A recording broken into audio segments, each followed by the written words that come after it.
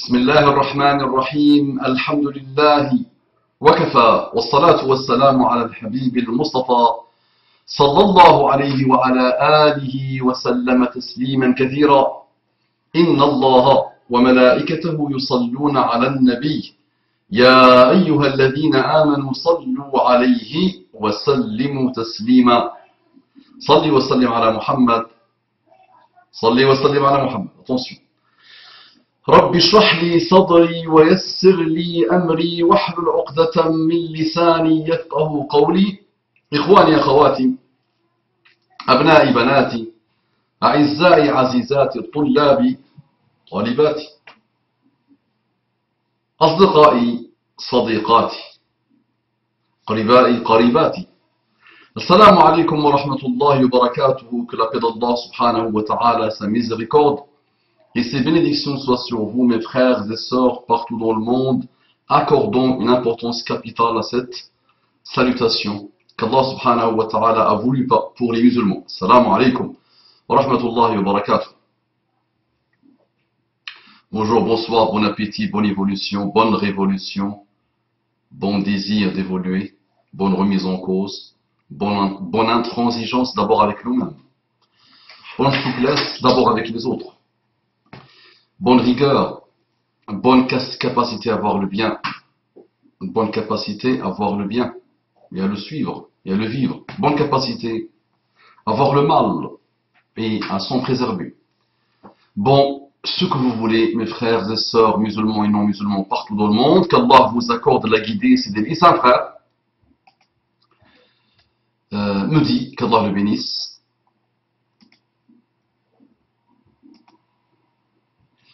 Assalamu alaikum wa rahmatullahi wa barakatuh. Wa alaikum assalam wa rahmatullahi wa barakatuh, mon frère bien-aimé. Voilà donc mon autre question, très importante, et qu'on a déjà dû vous poser d'ailleurs. Voilà. J'ai discuté un peu avec un frère l'autre jour, à la sortie de la mosquée, et on est venu à parler des durous qu'on écoutait. Je lui ai donc mentionné quelques noms de prédicateurs que j'écoute. 2 points. Mohamed Bajrafil, Rachid Abu Hudhaifa, Tariq Ramadan, Rachid Haddash, Mohamed François, et depuis peu Hassan Iqiyoussen. J'écoute aussi beaucoup d'autres prêcheurs anglophones. Entre parenthèses, je crois d'ailleurs qu'il y a beaucoup moins d'histoires de mise en garde chez les anglophones. Le frère, qu'Allah le bénisse, m'a donc envoyé un mail suite à notre conversation, où il m'a bien recommandé de faire très attention de qui je prends ma religion. Car la plupart de ces personnes ont reçu des mises en garde.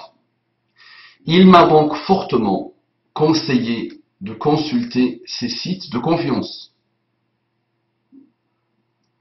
En italique, c'est quand je cite.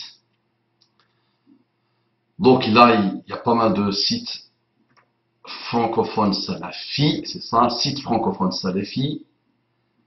Ok, très bien, donc voilà. Très bien. Donc on va relire ce qu'il dit. Voilà, j'ai discuté un peu avec un frère l'autre jour, à la sortie de la mosquée. Et on est venu à parler des durous qu'on écoutait. Donc, règle simple, Habibi. Très simple. Ce frère-là, donc le mail est très long.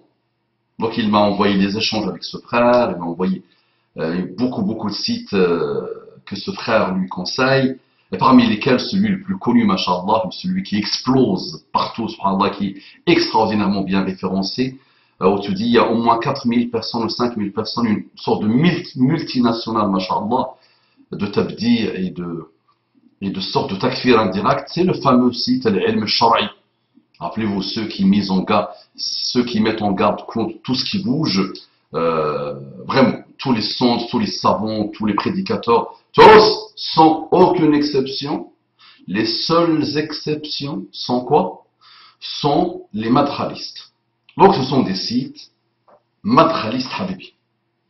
Donc la question je la vois, je l'observe, je réponds, et d'autres ont répondu, ce sont les madralistes. Garde bien ce nom à l'esprit. Les madralistes. Tu me décris parfaitement leur fonctionnement. Tu viens de me décrire parfaitement leur fonctionnement. La seule chose qui compte pour un madraliste, écoute bien, un madraliste le repère parmi 1 milliard. Facile, simple. La seule chose qui compte pour le madraliste, c'est de mettre en garde contre les savants anciens et contemporains, contre les réformateurs anciens et contemporains, contre les prédicateurs anciens et contemporains, et contre toute personne, tout groupe, tout centre, toute école, toute organisation qui prêche pour l'élévation des musulmans.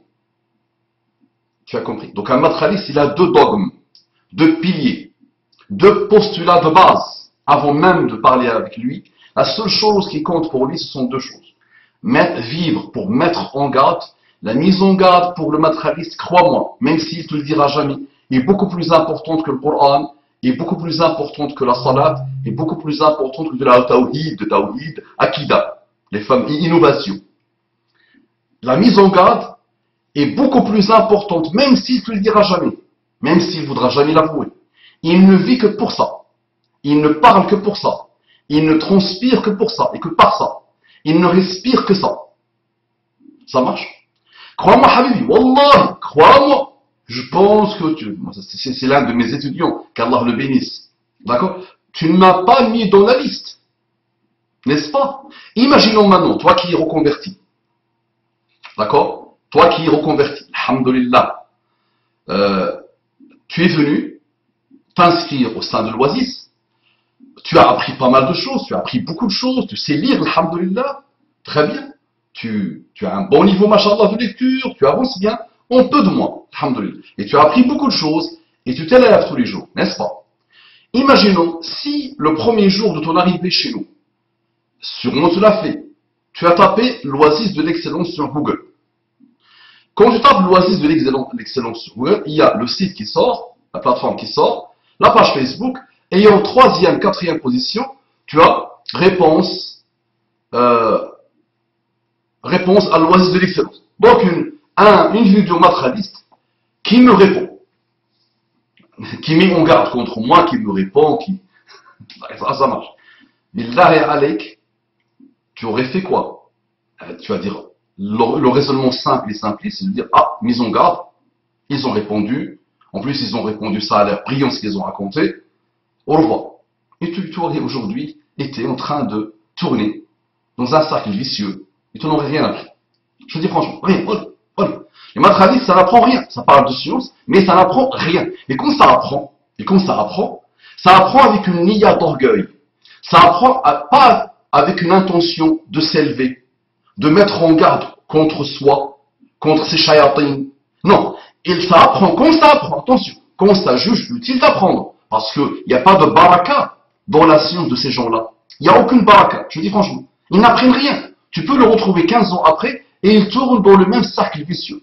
Et plus shaitan que lui, tu meurs. Et plus orgueilleux que lui, tu meurs.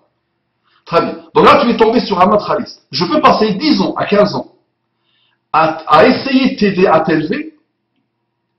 Et tu peux passer 10 à 15 ans à écouter ce que tu as cité et d'autres. Et à lire et à élever ton niveau.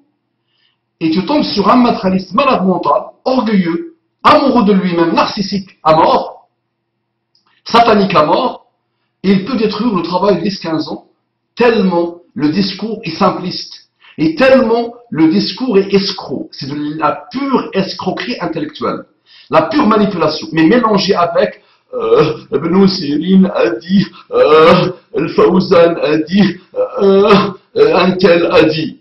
D'accord? C'est que ça. D'accord? C'est vraiment ça. Donc, tu me dis qui écouter. Donc, tu commences par Mohamed Bashrafi. Donc, moi, je vais faire le contraire. Il n'y a que de la mise en garde. Donc, tu me dis, la mise en garde, on a vu la mise en garde, ceux-là, les sites anglophones, il y a peu. Non. La mise en garde a été inventée, théorisée, pratiquée, tsunamisée. Ils nous ont tsunamisés avec ça. Ils ne vivent que pour ça.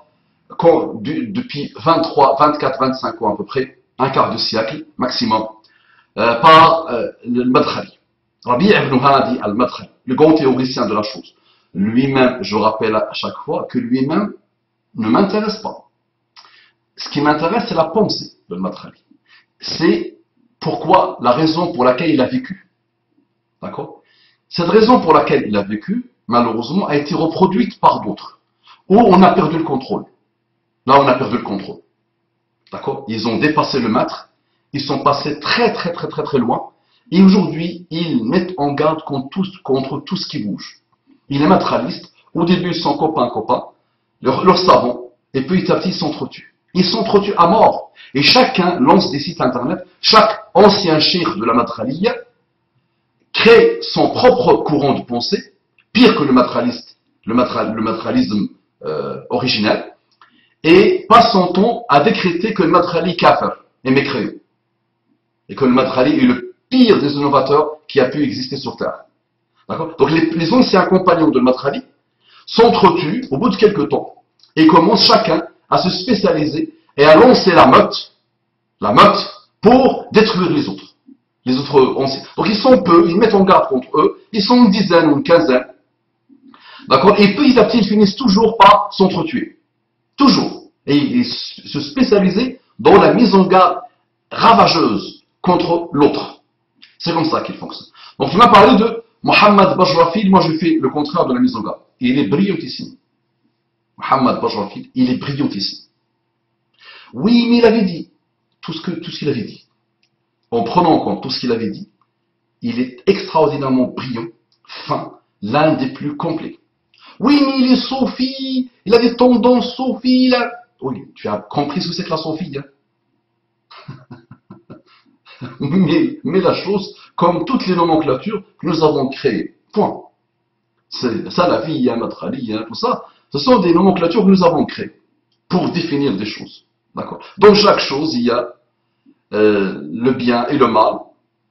Quelle est sa Sophie? Pose-toi la question, quelle est sa Sophie? Qu'est-ce qu'elle veut dire?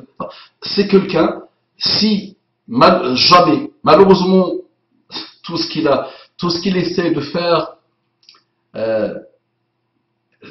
pour que tu comprennes, si tu donnes la Joconde à un bédouin comme moi, si tu montres la Joconde, Mona Lisa, à un bédouin comme moi, où tu montres une œuvre extraordinairement belle, à un bédouin comme moi, où tu mets la plus belle perle du monde, tu la donnes à des gens qui ne reconnaissent pas sa valeur. Tu vois ce qui se passe. C'est exactement ce qui s'est passé pour Mohammed Bajrafil. Mohammed Bajrafil, il est l'un des meilleurs prédicateurs francophones qui existent. Et j'ai assisté à une de ses conférences, ou deux de ses conférences, et je l'ai écouté.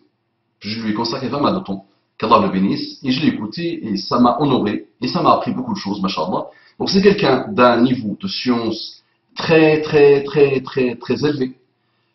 Et il a été précoce jeune, il a été précoce très jeune, donc une belle précocité de la compréhension, de la maîtrise de la religion d'Allah subhanahu wa ta'ala. Il a côtoyé des grandes sommités, il a côtoyé de très grandes sommités, il a voyagé chez de très grandes sommités, et il maîtrise à merveille les sciences islamiques, les finesses et les subtilités des sciences islamiques.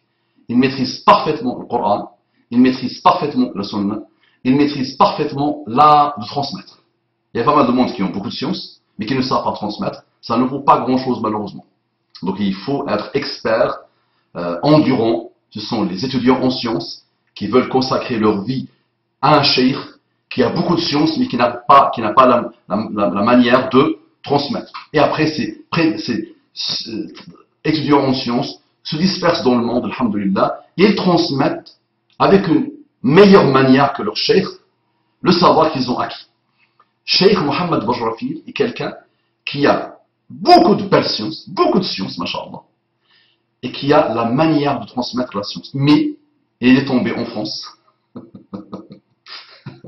L'autre jour, je discutais avec un conférencier, et lui-même me disait c'est un gâchis, et je suis d'accord. Mohammed Bajrafil en France, lui-même est extraordinaire, mais il n'est pas compris. Et il a subi les attaques et les foudres des matérialistes, et qui ont consommé, qui ont gâché, qui l'ont vampiriser. Ils ont consommé beaucoup de choses de lui, ils ont gâché beaucoup de choses en lui. Donc il a passé le temps à essayer de leur répondre. D'accord, mais on ne reconnaît pas sa valeur, subhanallah, dans la France d'aujourd'hui. Donc, ne m'envoyez pas ce qu'il a dit sur une vidéo, ce qu'il a écrit sur telle chose, je connais. Ce sont des prises de position. Il y a divergence dans la Ummah. Depuis Muhammad sallallahu alayhi wa sallam, depuis la mort de Muhammad sallallahu alayhi wa sallam, jusqu'à aujourd'hui, il y a la divergence, d'accord. Mohamed Bajrafi est quelqu'un que tu peux écouter, d'accord, que tu peux écouter, vraiment écoute-le, Inch'Allah, et avance. Ensuite, Rachid Abu Hudayfa, extraordinaire, un prédicateur extraordinairement habile, extraordinairement rusé, dans le bon sens, extraordinairement impliqué dans la da'wah. D'accord. Et c'est quelqu'un de complet, masha'Allah. C'est une autre manière de faire la da'wah. D'accord. C'est une autre manière de... C'est l'école salafiyya. Donc, si tu veux comprendre le bon sens de la salafiyya contemporaine, Rachid Abu Hudayfa est un représentant de la bonne salafiyya, de la salafiyya. On vend le bon, parce qu'il n'y a pas de bonne ou mauvaise salafiyya. L'imam Khalis n'ont rien à voir avec la salafiyya. Ce sont une tumeur cancéreuse, au début bénigne, mais on n'a pas fait grand-chose, malheureusement. Et 15 ans après, 20 ans après, 25 ans après, elle est devenue une tumeur maligne, extraordinairement dangereuse, et qui n'a rien à voir avec la salafiyya. Donc ils n'ont pas le monopole de la salafiyya, attention, ils n'ont rien compris de la salafiyya. Rachid Abu Hudayfa est un représentant contemporain de la salafiyya. D'accord. Et regarde, donc c'est quelqu'un, c'est un représentant de la salafiyya, très habile, il travaille, il avance, il se déploie, il a bien compris la puissance d'Internet, la puissance de Facebook, la puissance de YouTube. Il fait des merveilles dans sa vie, mashallah, il fait des merveilles, alhamdulillah, aujourd'hui dans le monde francophone. Et malgré ça, il est attaqué de partout par les matralistes. Imagine, quoi que tu fasses avec eux, ça ne marche pas avec eux. Quoi que tu fasses, quel que soit ton niveau, quelle que soit ta manière d'être, quelle que soit ton honnêteté, quel que soit ton parcours, quel que soit ton cheminement, quel que soit le temps que tu consacres à la da'wah, quelle que soit l'énergie que tu consacres à ça, voilà, mise en quarantaine totale, tu ne vaux rien. D'accord? Rachid Abu Hudayfa, écoute-le, enrichis-toi de la pensée, de l'expérience, de déploiement de notre frère bien-aimé Rachid Abu Hudayfa. Alors ensuite, Tariq Ramadan. J'appelle toujours Tariq Ramadan le chevalier de la da'wah, Faris al-Da'wah, bila munaza. Faris al-Da'wati, bila munaza, en France. Donc le chevalier de la da'wah, mais personne ne peut se mettre au même niveau que lui. Qu'Allah le bénisse. Vraiment, j'ai beaucoup de respect à Tariq Ramadan. Je me rappelle de l'époque où il n'y avait pas Internet, où il n'y avait rien, mais vraiment rien. Les gens n'avaient même pas assez de science pour dire deux phrases en français.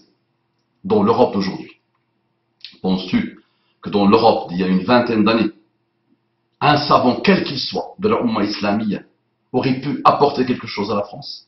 Directement, c'est-à-dire, tu l'écoutes et ça t'apporte. Là, parce que la majorité écrasante des gens ne comprennent pas l'arabe. Et quand ils comprennent l'arabe, c'est psychologique. Le savant, est-ce qu'il est dans mon contexte? Est-ce qu'il parle de problématiques qui me concernent quotidiennement? Là, il est dans son contexte à lui, en Arabie Saoudite, en Jordanie, en Syrie, au Soudan, en Mauritanie. Il est d'abord dans son contexte à lui. Comprends ça. Comprends ça, Habibi. Il faut que tu le comprennes. Il faut que tu finisses un jour par le comprendre. Et là, une fois que tu l'as compris, tout devient clair. Toute l'histoire musulmane et humaine devient claire pour toi, Inch'Allah. Donc, celui qui comprenait le contexte de la France et qui maîtrisait parfaitement la science islamique. Les gens pensent que ça représente pas la science islamique. L'histoire islamique, musulmane, l'histoire humaine, les philosophies autres, les manières de penser autres. Tariq Ramadan avait une excellente maîtrise. Il l'a toujours, mashallah. Donc, Tariq Ramadan, Habibi. Si je te dis, السيف أقطع من العصا. السيف أقطع من العصا.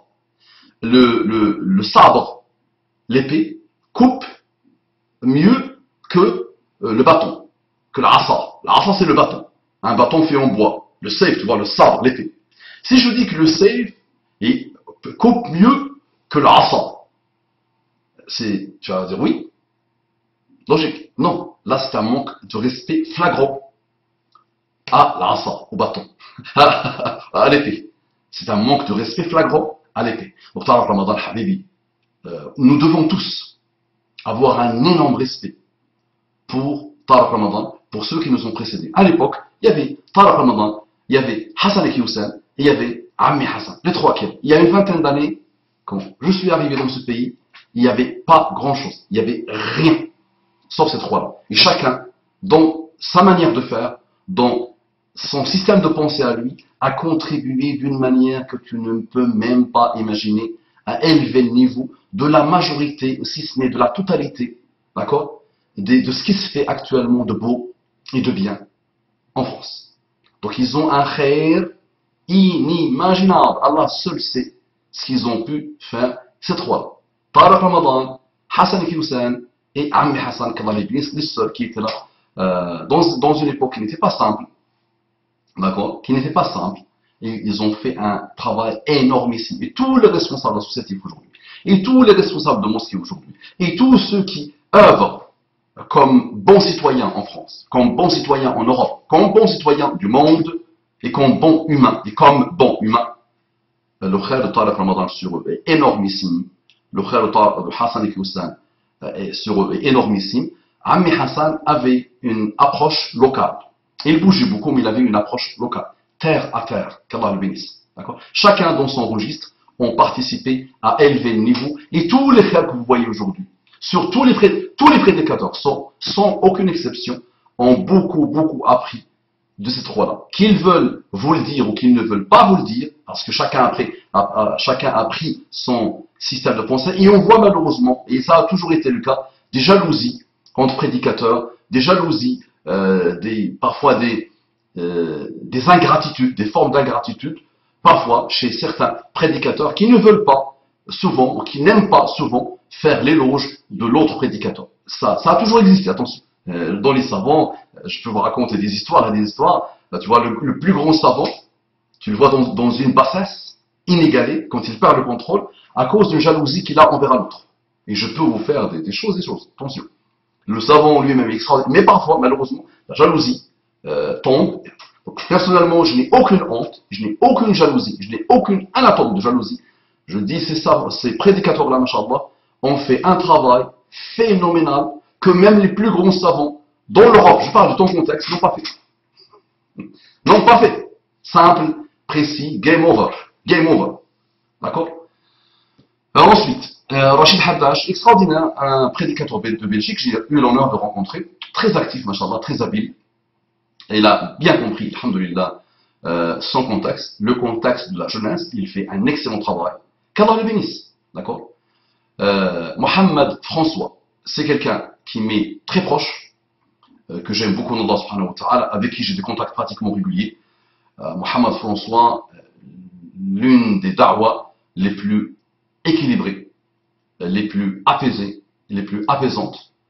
C'est pour moi la lumière, le porte-étendard de la lumière de la ville de Tours. Quand on parle de Tours, pour moi, on ne doit pas parler des belles choses qui sont à Tours et tout ça. On doit d'abord parler de Mohamed François, qui fait un travail énormissime, machallah, avec des fourmis, peu de fourmis qui l'aident dans la da'wah. Et donc, le fait de montrer, dans le désir de montrer la beauté et la grandeur de l'islam en France. Vraiment, Mohamed François, il faut s'intéresser à ce qu'il fait. Il faut voir ce qu'il dit. Il faut l'observer comment il travaille. Il faut observer qu'est-ce qu'il a pu faire, quelle est la trace qu'il a pu laisser dans Tours, dans la ville de Tours, et aujourd'hui, alhamdoulilah, dans la da'wah globale en Europe. Il est brillantissime, un reconverti, mashallah. Jazahullahu anna wa anil islam wa anil muslimina kulla khair. Et depuis peu, Hassan et Hussein. J'ai parlé de Hassan et Hussein. J'ai fait la connaissance de Hassan et Hussein il y a très longtemps. J'avais à peine 18 ans à l'époque. Et c'est vrai, le premier appel que j'ai écouté de Hassan et Hussein m'a appris beaucoup de choses. Vraiment. Donc moi, je suis un arabophone pur. J'ai commencé à écouter la da'wa francophone avec Tarek Ramadan, avec Hassan Iklousan et avec Ammi Hassan. Et chacun, j'ai beaucoup d'anecdotes à raconter avec eux.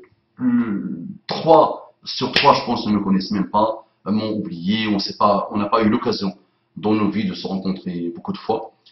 Mais ce sont des gens de qui j'ai beaucoup appris. Et ce sont des gens que celui qui te dit ils n'ont rien fait, et il faut les mettre en quarantaine, ce sont des innovateurs, n'a rien compris. N'a rien compris. Et il ne peut être que matraliste.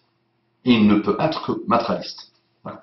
Oui, mais Mustafa, ils ont dit, chaque chose a son contexte. D'accord? Chaque chose peut être analysée.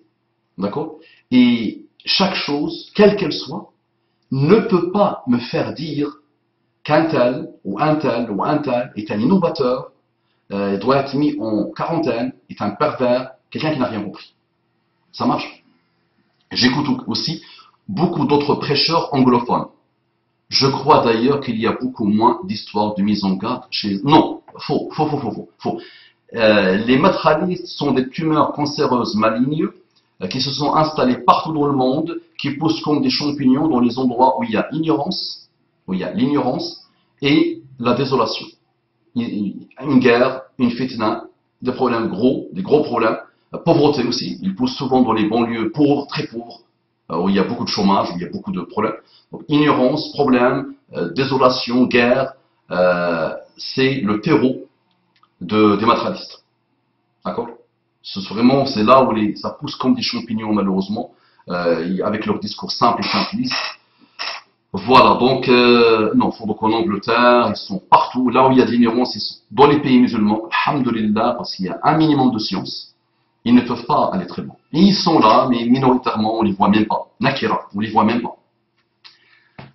Le frère, qu'Allah le bénisse, m'a donc envoyé un mail suite à notre conversation où il m'a bien recommandé de faire très attention de qui je prends ma religion, car la plupart de ces personnes qui ont reçu des mises en garde, donc très bien, la plupart de ces personnes ont reçu des mises en garde, la totalité des savants de la Ummah, qui ne sont pas matralistes, qui n'ont pas la même pensée que les matralistes, ont subi les pires attaques des matralistes, et ils ont tous appliqué sur eux innovateur, pervers, mauvais, mettez-le en quarantaine, ne jamais l'écouter. Ça veut dire, s'il passe 50 ans ou 60 ans dans la da'wah, s'il fait beaucoup de khayr, une chose qu'ils comprennent d'une manière, et lui ne la comprend pas de la même manière qu'eux, ça fait de lui un shaitan qu'il faut mettre en quarantaine. Et si tu leur dis, mais il a passé quand même 50 ans à faire du bien, et peut-être cette fois-ci, vous prétendez qu'il a fait le mal. Non. On a dit qu'il fait le mal sur ça.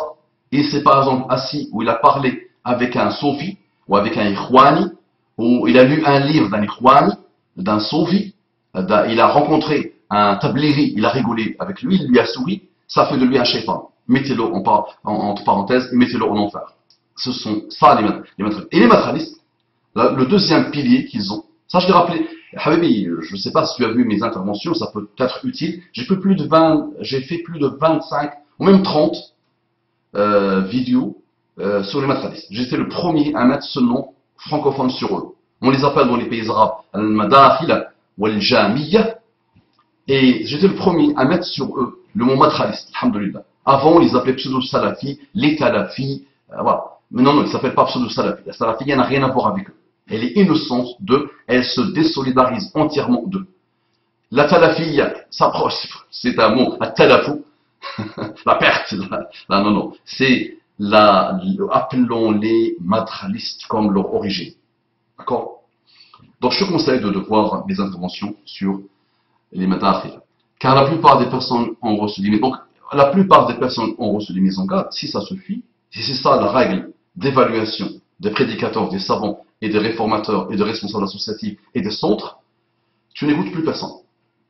Parce qu'ils ont mis en garde contre tout le monde. Tout le monde. Tout le monde. Même ceux qui parfois ils vous montrent comme des gens qu'ils aiment bien.